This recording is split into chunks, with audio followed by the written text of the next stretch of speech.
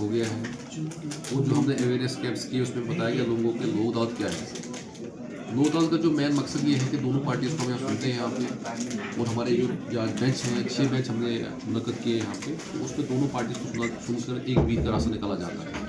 जैसे कि आप देखते हैं कि रेगुलर कोर्ट्स में काफ़ी लंबा चौड़ा टाइम लग जाता है, वहाँ पे गवाह लाने पड़ते हैं। यहाँ दोनों पार्टीज़ को सुनते हैं और उनकी रजामंदी से कोई बीट का रास्ता निकाला जाता है,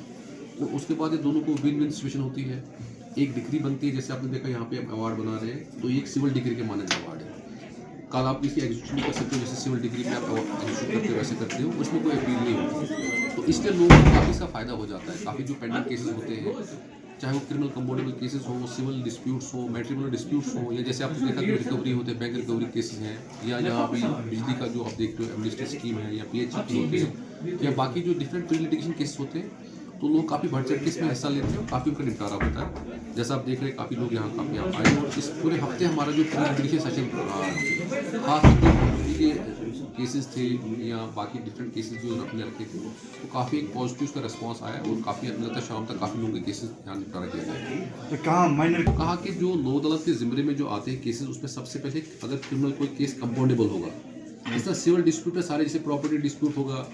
या उनका और कोई मसला घर का होगा वो, या मैट्रिमोनियल डिस्प्यूट्स है 138 जो नेगोशिएबल इंस्ट्रूमेंट एक्ट के हैं। उसके अलावा जैसे प्री लिटिगेशन में सारे आ जाते हैं, जैसे कोई बिजली का केस होगा,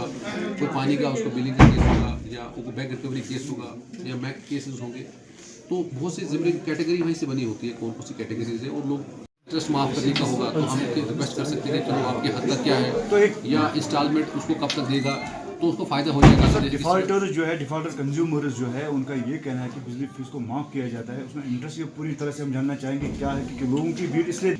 जैसे फॉर एग्जाम्पल किसी का 1 लाख बिल आया हो, उसके बाद वो उसको एमनेस्टी स्कीम में फाल करके वहीं से लिस्ट बना होता है बिजली वाले का कि भाई ये एमनेस्टी फाल कर रहा है, तो 1 लाख में इसको कितना एमनेस्टी मिलेगा, 30,000 40,000 कितना एमनेस्टी मिलेगा, प्लस वो हम इनको रिक्वेस्ट करके वो 31 मार्च तक जो है इंटरेस्ट उसको करना है, 31 मार्च इंस्टॉलमेंट में दे सकता है वो। तो यही बिजली का केस है, क्योंकि ये उससे बाहर नहीं जा सकते, जो इनको वहाँ से कंप्यूटर में फीड है कि भाई इसकी एमनेस्टी में फॉल करता है वो कितना दे सकता है। फॉर एग्जाम्पल मैंने जो इसका अगर इसका 1 लाख रुपये है, तो वो कितना इसमें एलिजिबल है, अगर 70,000 या 60,000 उसको देना है, बाद में है कि वो इंस्टॉलमेंट में दे सकता है, 3-4 इंस्टॉलमेंट में दे सकता है, और ड्यूरिंग जो 3-4 महीने इसको फर्दर इंटरेस्ट नहीं लगेगा। तो ये एमनेस्टी स्कीम में ये है, इसमें ये नहीं है कि बिल्कुल माफ़ करने का कोई नहीं है, लेकिन इसको है कि 60% 70% जो है एमनेस्टी मिलती है इनको।